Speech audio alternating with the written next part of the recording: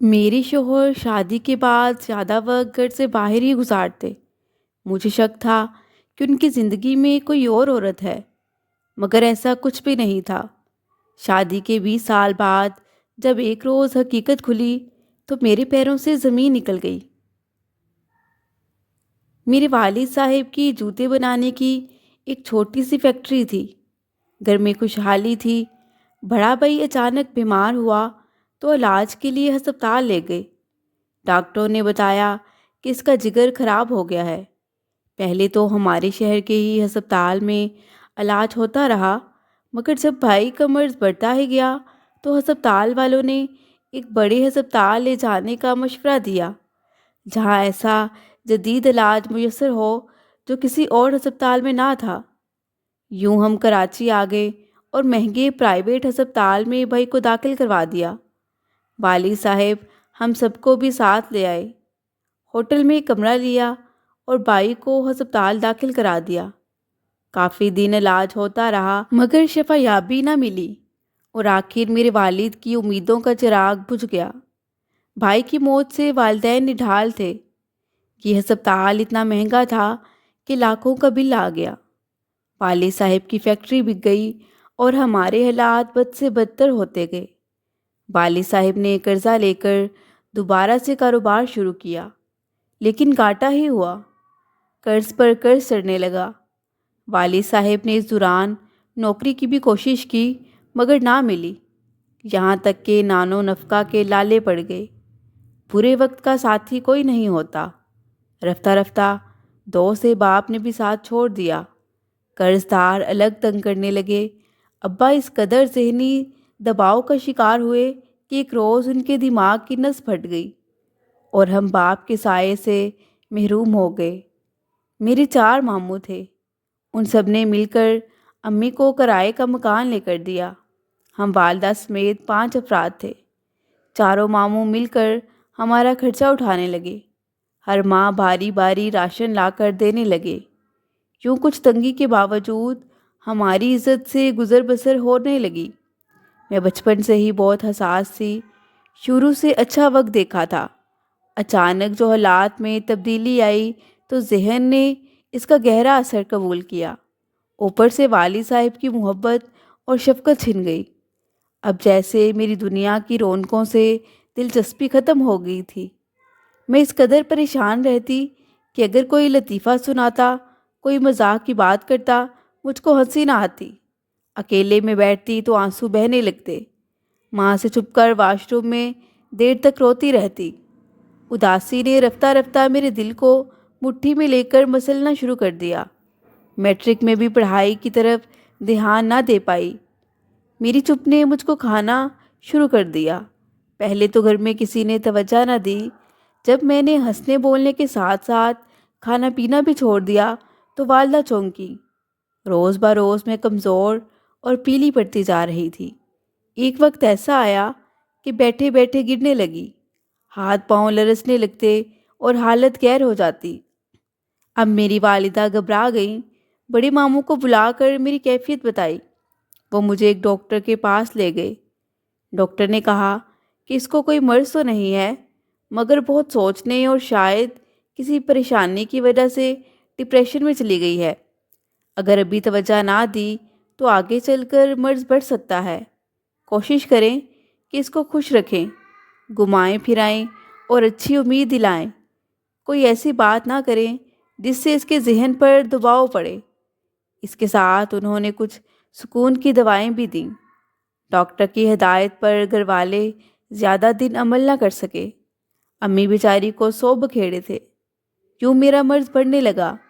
اب مجھے دورے پڑنے لگے۔ ماں گھبرا گئیں۔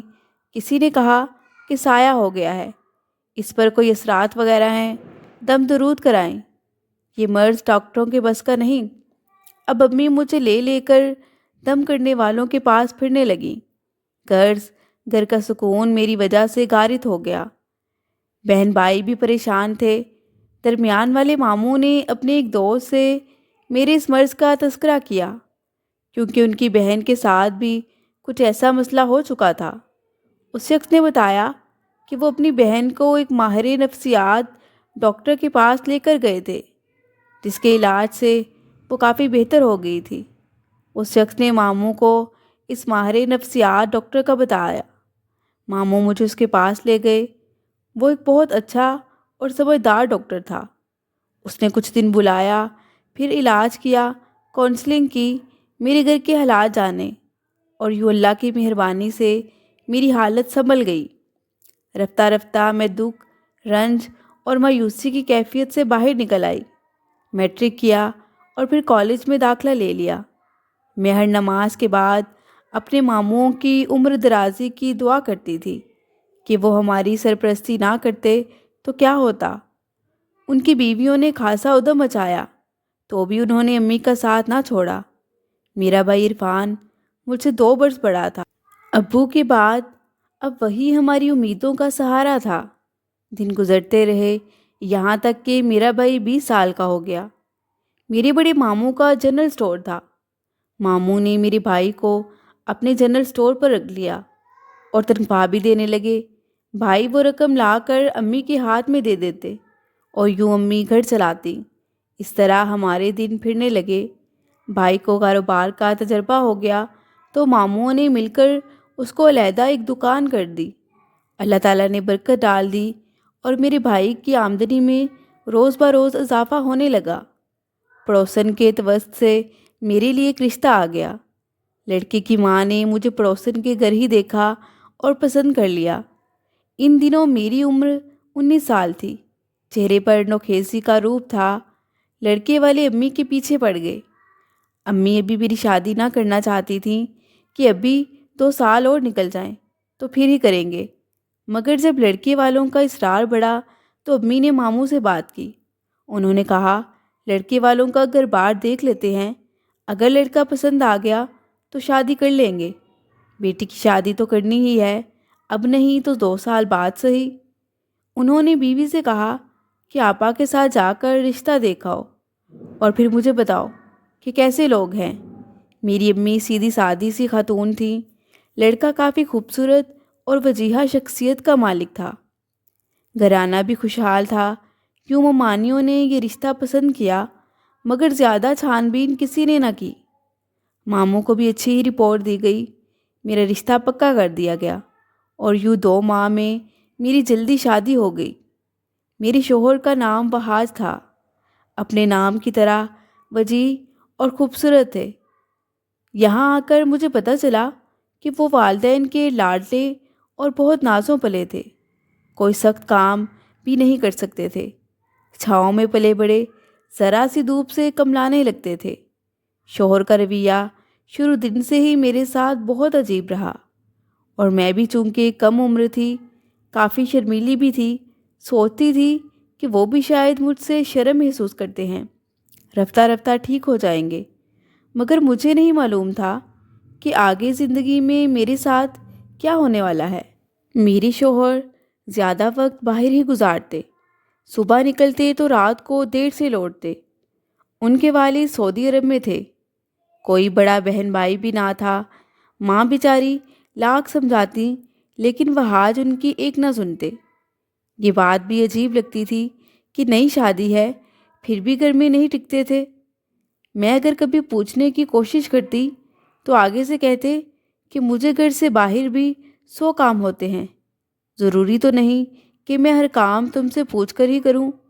تمہیں مجھ سے کوئی تکلیف نہیں ہے نا، تو بس تم میرے کاموں میں بھی زیادہ مداخلت نہیں کیا کرو۔ مجھے یہ سب سن کر بہت دکھ ہوا۔ وہ کوئی کام بھی نہ کرتے تھے، سسر باہر سے پیسے بھجوا دیتے جس سے گھر کا خرچہ چلتا۔ باہر صبح گھر سے نکل جاتے اور رات دیر کو لوٹتے۔ مجھے سمجھ نہ آتی تھی کہ آخر وہ جاتے کہاں ہیں۔ گھر میں تو وہ ایک کوڑی بھی نہیں دیتے تھے کہ وہ کوئی ملازمت یا کاروبار کرتے ہی نہیں تھے، پھر آخر وہ گھر سے غائب کیوں رہتے تھے؟ میں نئی نویلی دلہن تھی، دل میں بہت سے ارمان تھے، مگر شوہر تھے کہ جیسے میرے کچھ لگتے ہی نہیں۔ ایک دن بہت روئی، قسم دی کہ بتائیے آخر کہاں جاتے ہیں، مگر انہوں نے کچھ نہ بتایا اور کہنے لگے کہ اس گھر میں اگر رہنا ہے تو سکون سے رہو، اگر میرے معاملات میں زیادہ ٹانگ اڑاؤ گی تو یہ میں بالکل برداشت نہیں کروں گا، کیونکہ اس کا نتیجہ پھر کچھ بھی ہو سکتا ہے۔ میں یہ سن کر ڈر گئی، کیونکہ میکے کے حالات بھی جانتی تھی۔ ماں نے نہ جانے کتنی کاوشوں کے بعد مجھے رخصت کیا تھا۔ سوچنے لگی کہ اگر ان کے در پر بیٹھ جاؤں گی تو وہ یہ صدمہ برداشت نہیں کر پائیں گی۔ یہ سوچ سوچ کر میں اور زیادہ افسردہ رہنے لگی۔ جلد ہی اللہ تعالیٰ نے میری حالت پر رحم کھایا اور میں امید سے ہو گئی۔ امید کی ایک کرن میری زندگی میں چمکی اور میں ایک نئی امید کے ساتھ جینے لگی۔ اللہ تعالیٰ کے فضل سے شادی کے سال بعد ایک بیٹی کی ماں بن گئی۔ میرا خیال تھا کہ اب اپنی اولاد کے لیے بہاج پلٹ آئیں گے۔ میری جانب نہ صحیح، اپنی بچی کی کشش تو ان کو ہماری طرف کھینچ ہی لائے گی، مگر انہوں نے بچی میں بھی کوئی دلچسپی نہ لی اور نہ اپنی ذمہ داری کو محسوس کیا۔ بچی کو پا کر میرا دل شاد ہوا۔ سوچوں کے بھنور سے نکل کر اپنی معصوم گڑیا کے پیار میں گم ہو گئی۔ پہلے مجھے صرف شک تھا کہ ان کی زندگی میں کوئی اور عورت ہے، مگر اب مجھے یقین ہو چکا تھا کہ وہ ضرور کسی دوسری عورت کے پاس آتے ہیں۔ میں اب اس ٹو میں لگ گئی۔ اس کام کے لیے میں نے اپنے بھائی کو اس کے پیچھے بھی لگایا۔ کئی دن اس نے اس کا پیچھا کیا، مگر اس نے یہی بتایا کہ وہاج کا کسی عورت سے کوئی تعلق نہیں ہے۔ میں نے بھی اپنی طرف سے پوری کوشش کی، ان کی کالز چیک کرتی، وہ نمبر جن پر وہ کال ملاتے، میں ان نمبرز پر کالز ملا کر چیک کرتی، مگر وہ ان کے کسی رشتہ دار یا دوست وغیرہ کا ہی نمبر ہوتا۔ مجھے کوئی ایسا ثبوت نہ ملا کہ جس سے میں یہ جان سکتی کہ ان کی زندگی میں کوئی اور عورت ہے۔ تھک کر میں نے ان کو ان کے حال پر چھوڑ دیا۔ بہاج بھی اپنے معمولات میں گم تھے۔ ہمیں کچھ علم نہ تھا کہ کہاں جاتے ہیں اور کہاں سے آتے ہیں۔ ان کے والد باہر سے پیسے بھجواتے رہتے اور یہ عیش اڑاتے رہتے۔ میرے سسر پیسے بہاج کے اکاؤنٹ میں ہی بھجواتے تھے، کیونکہ ساس بینک کے معاملات جانتی نہ تھیں۔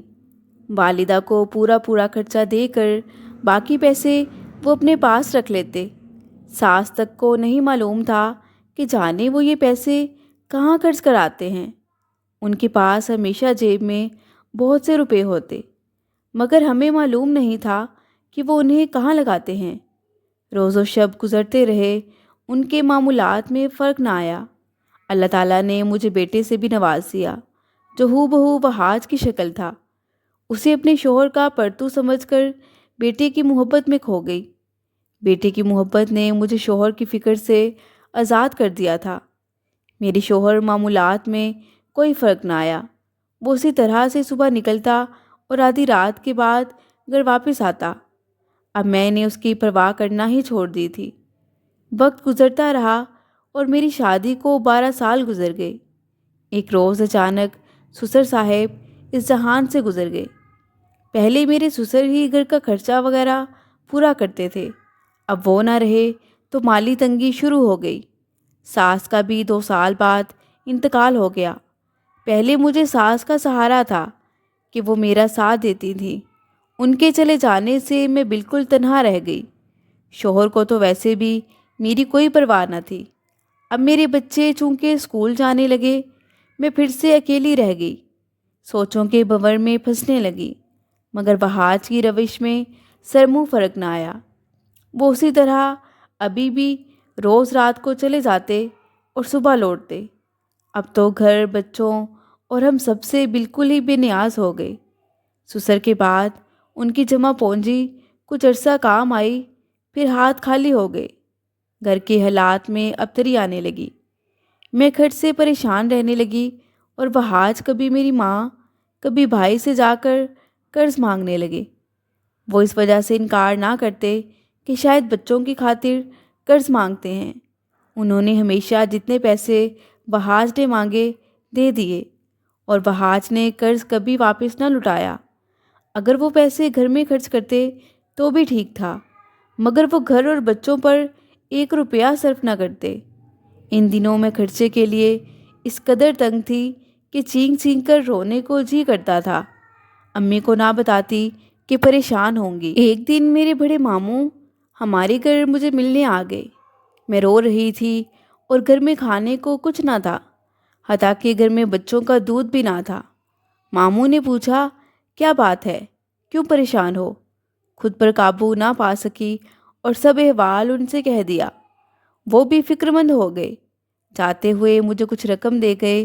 اگلے روز پھر آئے اور کہا کہ راشن میں جو جو کچھ چاہیے تھا مجھے فہرست لکھ کر دے دو۔ یوں انہوں نے مجھے راشن ڈلوا دیا۔ بچوں کے دودھ کے لیے گوالے کو لگوا دیا، جو روز شام کو گھر دودھ دینے کو آنے لگا۔ اگلے دن وہ آج آئے تو میں نے بتایا کہ اس طرح ماموں آئے تھے، گھر میں بچوں کے کھانے کو کچھ نہ تھا، وہ راشن ڈلوا گئے ہیں۔ وہ کہنے لگے، تم اپنی امی یا بھائی سے کہہ دیتی۔ مجھے غصہ آ گیا۔ میں نے کہا، بھائی اور امی سے کیوں کر کہتی؟ ان سے تو تم پہلے ہی اتنے پیسے لے جاتے ہو، آخر بتاؤ تو یہ روپیہ کہاں خرچ کرتے ہو؟ پہلے تو خاموش رہے، پھر بولے، میں نے وہ پیسہ کسی کاروبار میں لگایا ہے، ایک دوست کا اپنا بزنس ہے، اس کے کاروبار میں نے بھی حصہ ڈالا ہے۔ میں اسے زیادہ سرمایہ ایک ساتھ نہیں دے سکتا، لہٰذا قسطوں میں دے رہا ہوں۔ جب منافع ملنے لگے گا تو دیکھنا، میرے ساتھ تمہارے بھی دن پھر جائیں گے۔ میں بس ان کا منہ دیکھتی رہ گئی۔ جھوٹی امید کی کرن میرے دل میں جگا کر وہ لمبی تان کر سو گئے۔ انسان کا صبر کب تک ساتھ دیتا ہے؟ میں نے بھی حوصلہ ہار دیا۔ ایک بار پھر سے میں ٹو میں لگ گئی کہ آخر یہ ایسی پراسرار زندگی کیوں اور کہاں گزار رہے ہیں؟ میری اور بچوں کے پاس تو ہوتے نہیں اور نہ گھر کے مسائل میں دلچسپی لیتے ہیں۔ اس بار بھی لاکھ کوشش کے باوجود میں اور میرے میکے والے نہ جان سکے، نہ ہی ان کا کسی خاتون سے کوئی تعلق نکلا۔ ہم سبھی بہت حیران تھے۔ مجھے ہر وقت یوں پریشان دیکھتے ہوئے میرے بھائی اور ماموں نے بالآخر میرا اور میرے بچوں کا خرچہ اٹھا لیا۔ بہاج پہلے بھی میرے بس نام کے جیون ساتھی تھے اور اب بھی نام کے ہی رہ گئے۔ وقت گزرتا رہا، یہ کڑا وقت بیت گیا، اور پھر وہ دن بھی آیا جب میرے بیٹے نے میٹرک پاس کر لیا اور کالج چلا گیا۔ مگر باپ کی روش ابھی بھی نہ بدلی۔ بیٹی پھر بھی باپ سے پیار کرتی تھی، شاید بیٹیاں ہوتی ہی پیار کرنے کے لیے ہیں، لیکن میرا بیٹا ایان باپ سے بہت شاکی رہنے لگا تھا۔ میں چاہتی تھی کہ وہ اپنے والد سے نفرت نہ کرے، کیونکہ جیسا بھی تھا آخر وہ ان کا باپ ضرور تھا، لیکن اس کو باپ کا کبھی پیار ملا نہ تھا، اور نہ کبھی باپ نے سیدھے منہ بلایا ہی، پھر کیسے وہ ان سے محبت کرتا؟ میں نے نوٹ کیا کہ اب ایان میں ایک قسم کی ضد اور چڑچڑا پن سا پیدا ہو گیا تھا، ذرا ذرا سی بات پر لڑنے لگتا۔ میں سمجھاتی تو اس کی سمجھ میں کوئی بات نہ آتی۔ ہر ماہ ایان میرے بھائی اور میرے ماموں سے خرچے کے پیسے اور راشن لاتا، مگر یہ سب اس کو گراں بھی گزرتا، یہاں تک بھی قابل برداشت تھا۔ لیکن جب وہ ہاتھ نے خرچے کی یہ رقم بھی ہم سے چپٹنے کی کوشش کر دی تو ایان نے کھلم کھلا باپ سے بغاوت شروع کر دی۔ اس وجہ سے باپ اور بیٹے میں ٹھن گئی۔ اب ہماری پریشانیاں مزید بڑھنے لگیں۔ اب میری بچیاں بھی بڑی ہو گئی تھیں۔ ایک بار جب ایان میرے بھائی سے خرچے کے لیے رقم لے کر آیا، اس نے رقم مجھے دی۔ اتنے میں وہاج اندر آ گیا۔ اس نے جب رقم میرے ہاتھ میں دیکھی تو مجھ سے مانگنے لگا۔